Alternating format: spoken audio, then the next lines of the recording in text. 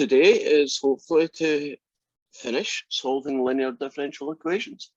And do a quick scan through the homework. Yeah, for the most part, the homework questions are solve this equation. And they write it down in various ways. Okay, so if you can rewrite a differential equation in this form, that the derivative plus a function of xy equals another function called q of x, then you can solve it by using this formula.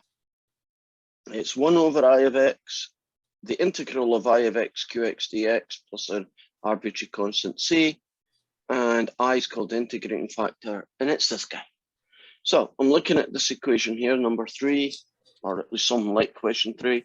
And the first thing I notice is that that x shouldn't be there. So to get rid of it, I basically do a technique I use a lot in this type of question. And my made up name for this technique is called, as long as you do it to both sides, it's okay rule. So I'm going to divide everybody by x. And I could call that y over x, but I'm going to call it that instead. And I got this ugly guy over here. And I'm going to tidy it up just a little bit more.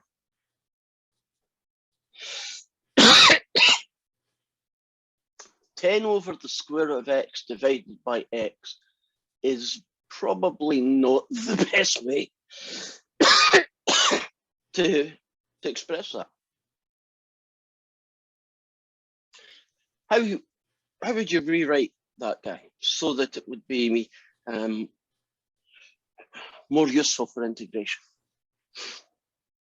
10 over root x on the top divided by x on the bottom. What would that really become if you did some style points on it?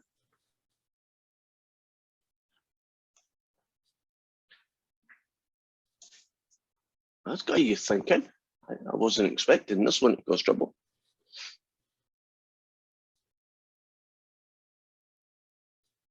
Maybe it's too obvious and you don't see it because it's so obvious you didn't even think it was a thing to do. Okay. If I call it 10x to the half over x, does that give you an idea of where we're going?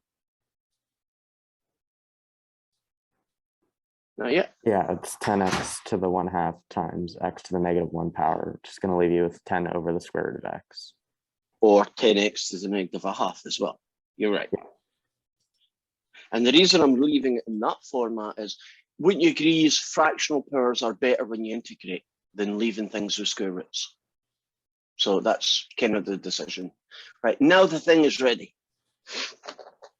The guy that's called P of x is that fella. And the guy that we call Q of x is this fella. Now we'll find the integrating factor, which is e to the integral of P of x,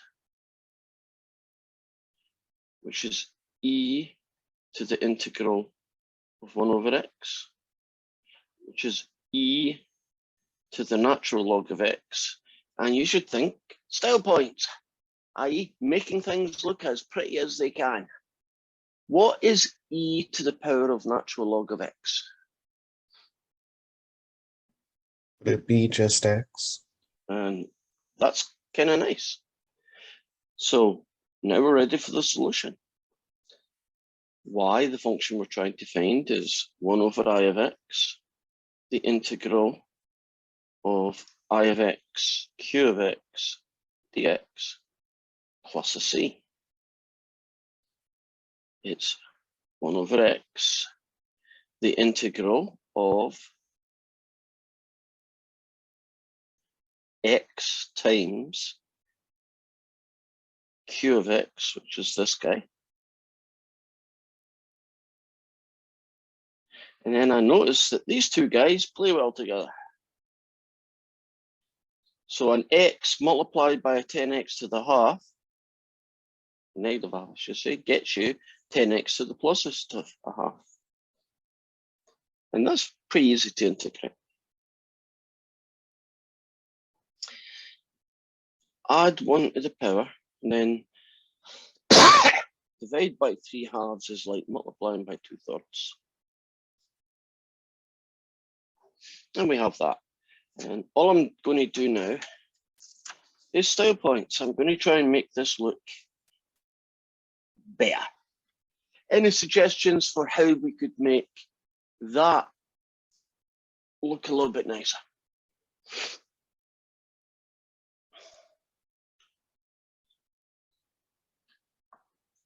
Would you distribute the 1 divided by x? Sure, that would work. So that times that gets you a half left over. And that times that gets you that. I kind of like that, actually, now I see it. But I could do just a tiny bit more. Remember, style points has a rule, make it look like the original, doesn't it? So how would I just tweak it just one little bit more and call it good? Put the x in the denominator. Oh, put this down here to look like that.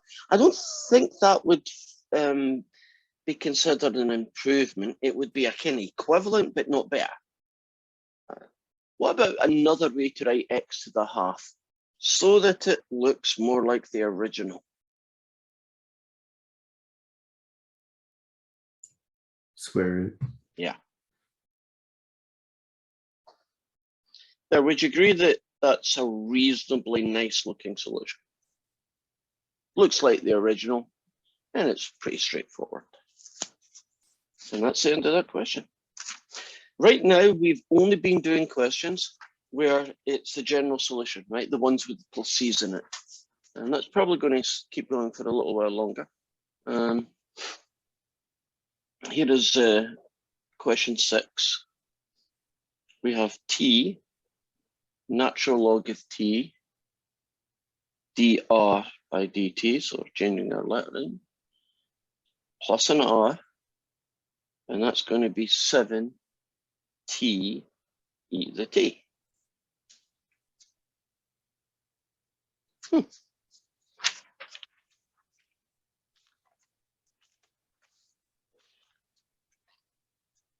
I'm not quite sure.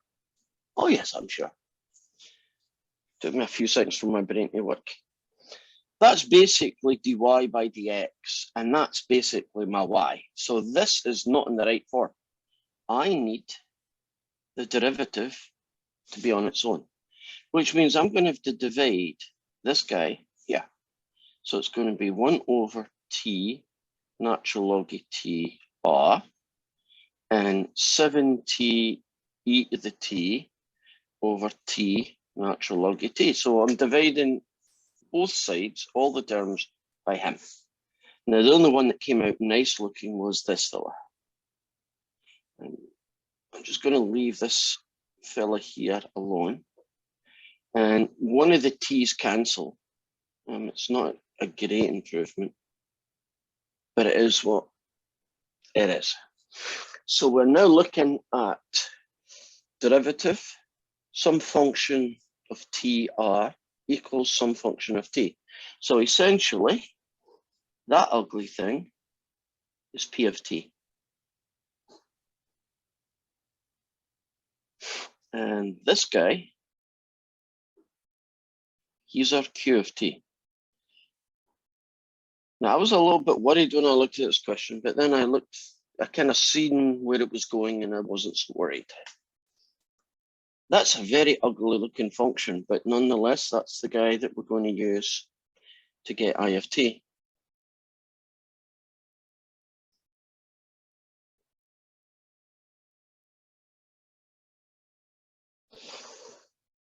And I'm going to do that guy at the side.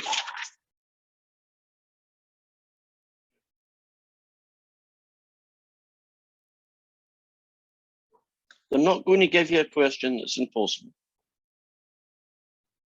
Although that might look impossible to you, it's not. What method will I use to solve that integral? By parts. No, it wouldn't be by parts, would it? Correct, it wouldn't be. So what's left? The BU sub, right? Yeah, it's one of those weird U subs because the guy you're going to use maybe not obvious, but once you see it, oh, that worked out nice. What would the U sub be in this ugly fraction? It would be the ln of the natural log of t. Yeah. Well, let's see it happen then. If you differentiate with respect to t, you get 1 over t. If you do the crossover, actually you're finished. You've isolated the d of t. So you're going to have the integral 1 over t u times t du. The t's cancel. And you think, whoa, isn't that a very pretty integral? And we know how to integrate 1 over u. It's a natural log of u. And then we return back to the t's and we get that. So this thing is e to the natural log of the natural log of t. Now that's going to get your brain thinking. What on earth does that simplify to? Because it does simplify down to something. ln of t. Well done. Yes. That's not obvious, but it is. See, if it was e to the ln of x, wouldn't you get x? If it was e to the ln of bananas, you'd get bananas, right? The e and the ln essentially cancel out, and whatever's left goes there. So you could do e to the log of the log of the log and simplify it. It would just, one of the logs would get killed off by the e power and whatever was left you'd write down. Now that makes the integrating factor this fella. So our solution used to be y, but it's now going to be called r, because that's essentially what y is. And it's going to be 1 over I of t, the integral of I of t, q of t, dt plus c. And it's going to be 1 over the natural log of t, the integral of 1 over the natural log of t. Qt, I had that a little while ago. Where the heck did I put qt? I know I wrote it. Where is it hiding? Darn it, how can you lose a question so quickly?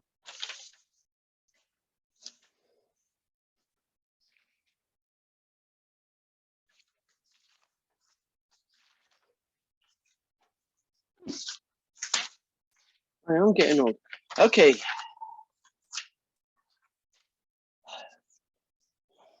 T ends up being, there we are, it's in front of me. God damn it. So Q of T is I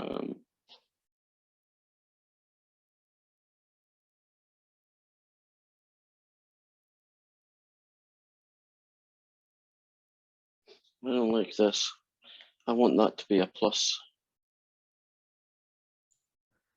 Oh, of course, there it is. I of T is this. There we go. It's that guy, 7e to the T over log T. That's what I wanted to happen, and it did. Right. Well, part of that was having all these darn bits of paper floating around. So just to rewrite it again, that's the integrating factor, that's Q of T. These cancel out.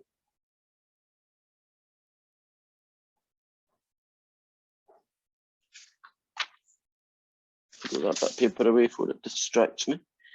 So what do we have? We have 1 over the natural log of T. If you integrate that guy, you essentially get that plus C. And to be honest, I don't think there's any style points I could do to that. Would you agree if I distributed it, it would just be as ugly as it is right now? So I'd probably call that one good. Are we comfortable with that question? Even if there was a little kink in the middle where I couldn't find my keys. We good? Any questions? Last chance. Any questions? Okay. Let's find someone else to do. Let's do. Oh. Well, let's do one with someone with triggering it. Here's 9.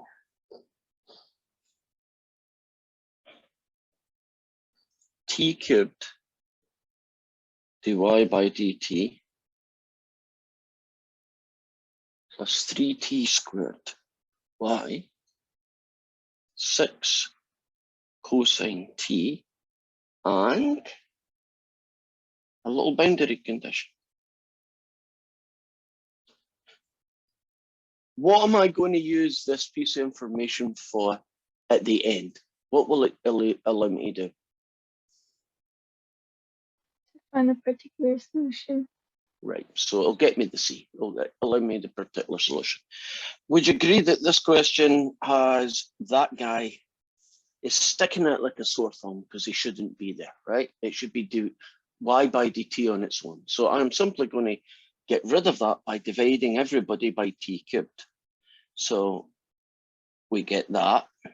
If you divide this guy by t cubed, you get that. And if you divide this guy by t cubed, you don't get a very interesting expression. It doesn't even simplify, you get that.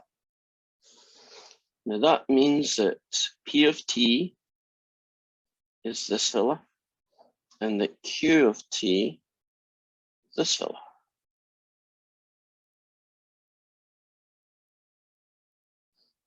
Can now get the integrating factor, which is e to the power of the integral of P of t, which is the integral, in this case, of 3 over t, which is 3 log t. Now, let me tell you what this isn't. This is not 3t. That's not what it simplifies down to. And the way it's written makes it less obvious what it's going to eventually be simplified to. Would it be e to the 3 times t? Nope, but T cubed. it'd be t cubed. Yeah. That might have been what you were saying the person before, right? That's No, what I you meant. missed. Right. Okay, so you see the 3 log t becomes this. When you write it like that, is it clearer that the answer is t cubed? So your algebra is going to be your friend, right? If you can work with algebra and change the way things look and, you know, work with it in whatever way it is, make it style points, it is going to be of benefit to you. So there's an integrating factor. Quite a nice looking one. So we should be able to get our solution. 1 over the integrating factor. This fella, dt, plus our c. So it's going to be 1 over t cubed. The integral of t cubed 6 cosine t's over t cubed dt. And then you think, oh, that was kind of cool. Because those that looked like they were going to cause us trouble ended up disappearing. So we now have the integral of 6 cosine t's. If you integrate a cosine, you get a positive sign. So this becomes 1 over t cubed, 6 sine t plus c. And we would normally finish there, but not today, because we have a boundary condition. And what this is saying is that when t is equal to pi, y will be 0. So if I take my general solution, the one with the plus c in it,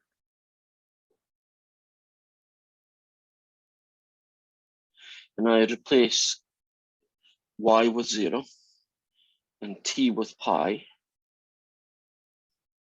I get this relationship. Well, that's nothing. So you basically get that guy. Oh, C ends up being 0. Kind of surprising. It's okay for C to be 0. It's okay for C to be any number it wants. Just wasn't expecting that. So it's basically going to be 6 sine t plus a 0, which I can rewrite in that format. And that guy, because it doesn't have any missing terms, is called the particular solution of our differential equation.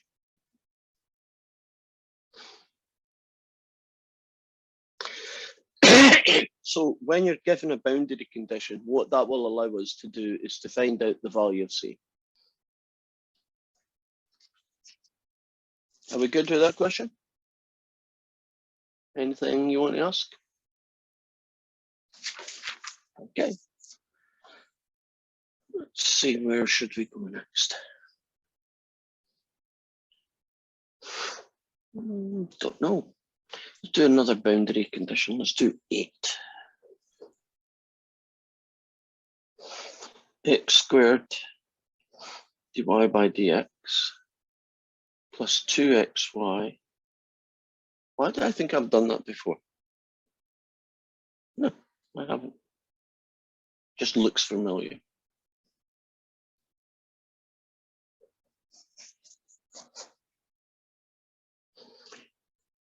Okay, what's wrong with this differential equation?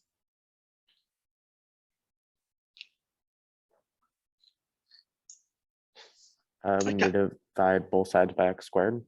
Agreed. So it's not in its standard form yet.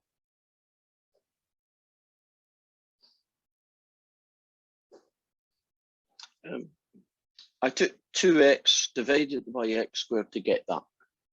Okay. I now know p of x is this guy, and I know q of x is this guy. I can now get my integrating factor. I mean, this is really a process, right? If you've looked at yesterday's and today's, for the most part, I'm kind of doing the same thing each time. So this is going to be 2 over x, and this is going to be that guy. Only this time, because you've seen it before, you should be able to tell me what e to the power of 2 log x simplifies down to. X squared. Right. That's really what I call experience. You know, you do something once and it's new, and then you see it a second time, you learn from what you did before and say, yeah, I know what 3 log x gave me, and I know what log x gave me, so it shouldn't be too hard to figure out what 2 log x or 10 log x or a half log x, for that matter, would give me. And we can now get our solution.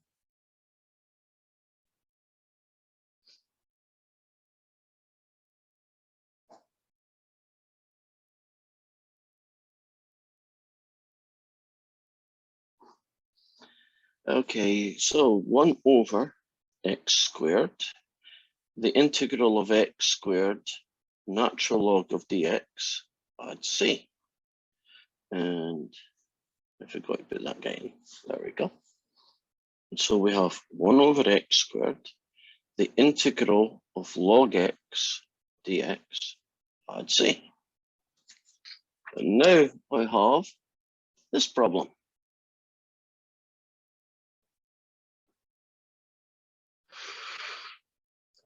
What technique will I use to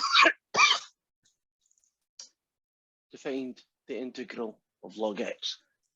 By Good. parts. Yeah. Yes, by parts. Well done. It doesn't look like a by parts question, doesn't it? Isn't it one of those weird ones? Actually, I'm pretty sure we did that one in that section. Yeah. You have to write it as a 1 times guy, don't you? Does it look more like integration by parts for those who aren't sure where that's coming from? Now, you still have a big decision. Who is the f of x and who's going to be the g of x? Integrate the 1 divides the ln. Okay, so f is going to be the li, the log part, and the g is going to be the 1. And integration by parts says f of x, capital G of x, take away f dashed x, g dashed x, dx. So that's going to be natural log of x. If you integrate 1, you get x. If you differentiate a natural log, you get that, again, times an x. Make that look a little bit prettier by putting the x first and combining them to get 1. And we get x log x, take away x. So this fella is 1 over x squared, x log x, take away x, plus c. And I think there'd be a lot of argument about what would be the best style point version of this. Me personally, I would leave that alone. That's my personal opinion. Yeah, you might ask someone else and they would do something different. If you were going to do something different, what do you think you might rewrite this as? A fraction of everything over x. Okay, so if I'm picking up correctly,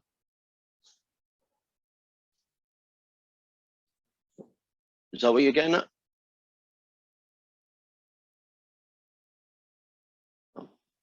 Yeah, okay.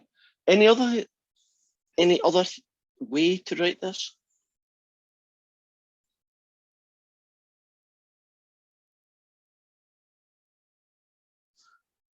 So we've got this. Is there another way to rearrange this?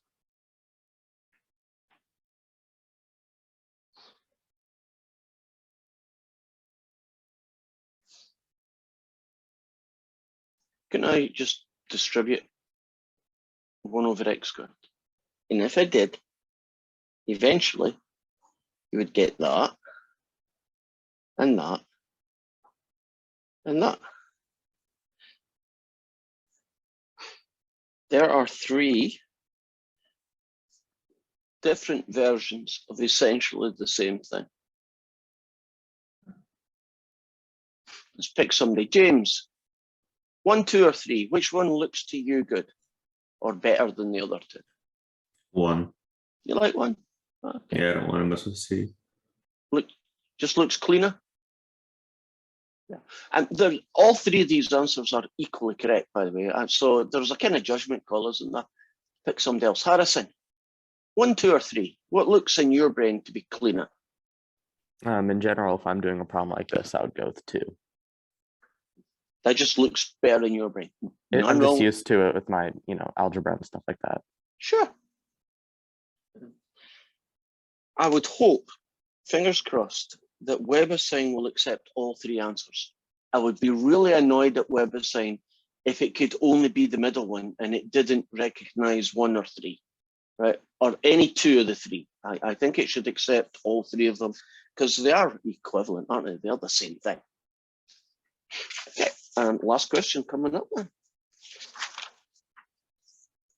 We are about to do our last question. I always feel kind of, I don't know if the word is sad or disappointed or anticlimactical, because I always think the last question should be spectacular and wow and never saw that coming. But you don't always get what you want, which is probably what my wife says about me. So you have x dy by dx equals y plus 7x squared sine x. And since this is our last question, I'm giving you 5 minutes to do it first. Go for it.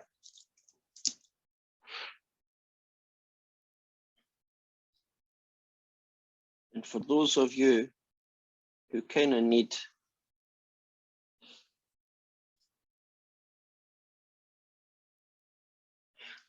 a little bit of a push.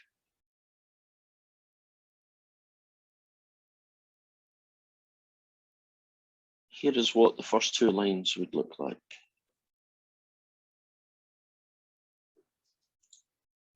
Because it needs to be in standard form.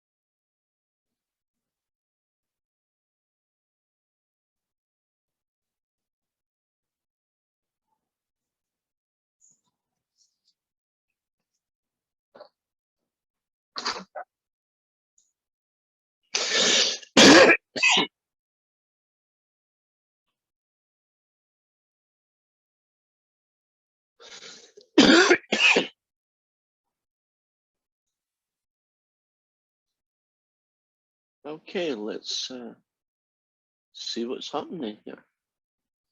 Well, -1 over x is the p of x, and 7x sine x goes here. The integrating factor is e to the integral of that guy, which is e to the negative log x.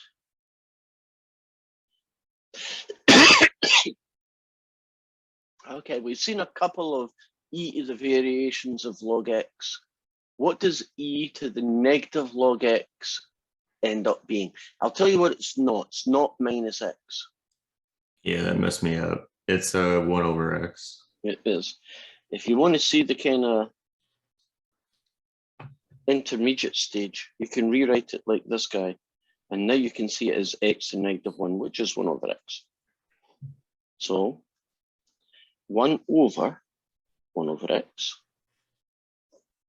the integral of 1 over x times 7x sine x dx, I'd say. Now, 1 over a thing is really just x. The x's here cancel, and so I'm left with a very simple integral. This guy gets you -7 cosine x's plus c. And yeah, nothing wrong with that version. And then we have a boundary condition. And what that says is that when x is pi, y is 0. So let's see what the particular solution ends up looking like. Right now, it looks like this. When x is pi, you have pi -7 cosine of pi plus c. What value is the cosine of pi? 1. Sure about 1? Want to change it a little bit? Oh, it'd be -1.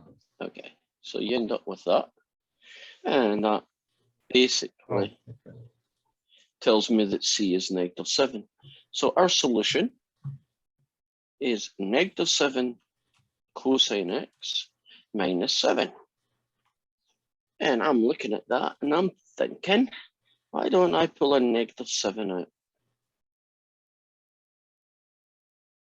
Yeah, that kind of looks pretty. And we are finished. So last name for attendance. So what's going to happen? Well, tomorrow we're going to start talking about the final.